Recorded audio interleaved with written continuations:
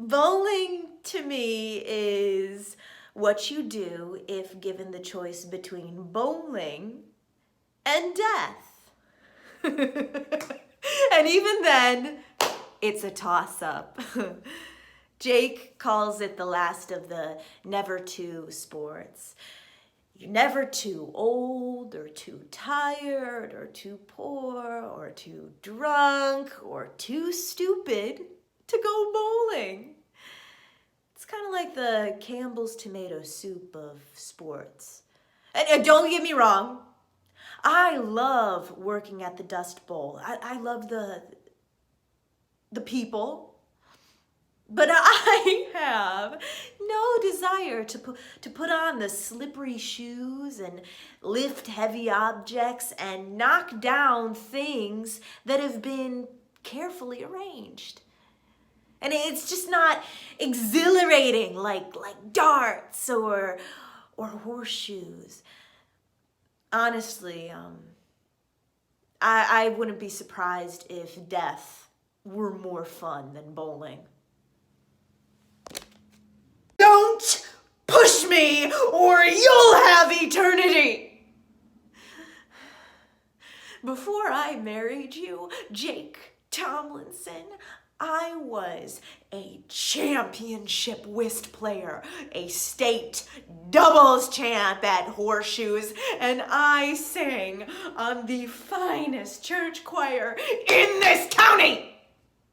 And then I made you my whist partner, my horseshoe partner, and the lead baritone of the choir. Jake, you are the worst whist partner I have ever had. And I have played with amnesiacs. You made me the laughing stock of the horseshoe circuit, and luckily I don't have to put up with that anymore since you shattered those 3 windows last week. And did it ever occur to you why you're always a couple hours late for choir practice? We tell you the wrong time. Jake, your singing turns glass black. So I'm gonna bowl on your team. And I'm gonna bowl the best I can, because that can guarantee my revenge. And you just better hope that I'm a faster learner than you. Now show me how to throw this thing! So, recently I received something that I've never received before. Something that until this moment in time, I had only dreamed of receiving something like this from another person. Someone who I care very deeply about wrote me a poem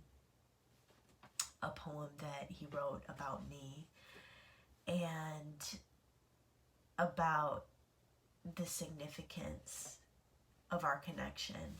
And I think I would like to share it. And I know that these are not my words, and that I didn't compose them, but it's still a story about us. And I think that that's something that's too beautiful not to be shared. So, it's called Of Star and Moon. Every night the star did wait, sitting in the dark, waiting for the day of late, that he would find his lark.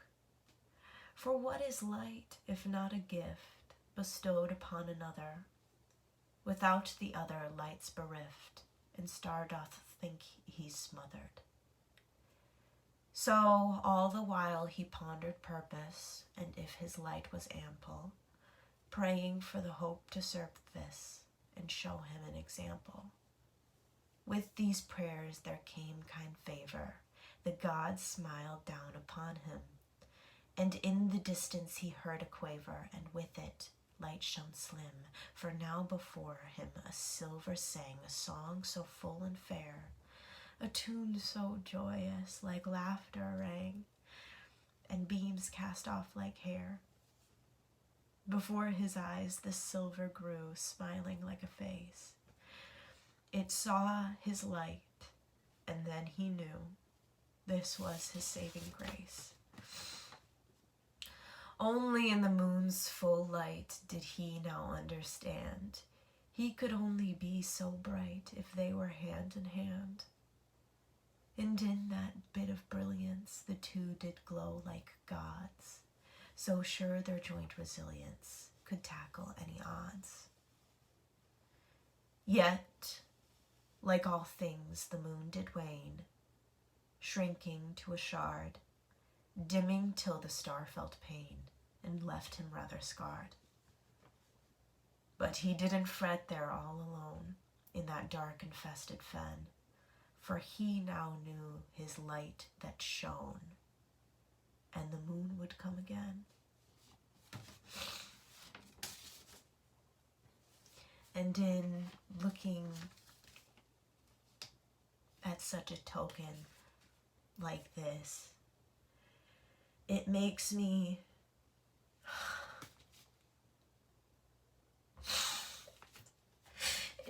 so grateful for the opportunity to be taught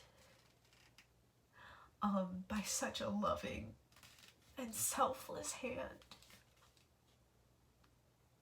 How beautiful